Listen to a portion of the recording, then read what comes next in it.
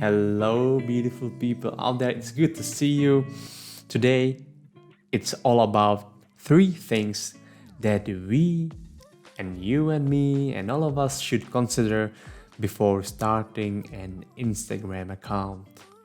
Let's go. Starting a project on Instagram can be really overwhelming because there's so much that you might think of.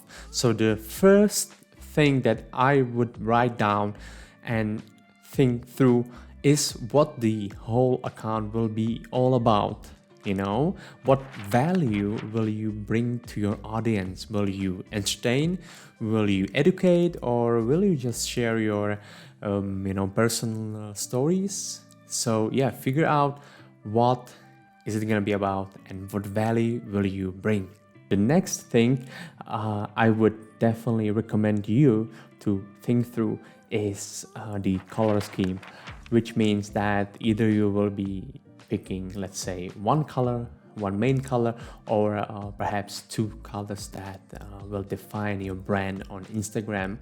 That's is really important for you to stand out, to be memorable for the new audience as well as the old one, so people would recognize your profile straight away. My last thing today, my friends, is deciding how often will you post. Before you start, you have to set a day of a week maybe, or a certain time when you will be making the posts and when it will be released. The consistency is so important. When it comes to Instagram, you have to post regularly.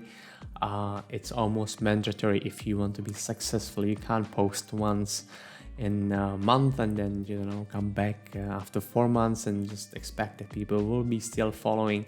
No, you have to post regularly so people know when to expect new content coming from your account. So that's my last tip for today. Let's sum up 3 tips before starting an Instagram account. So first, decide what it's gonna be about.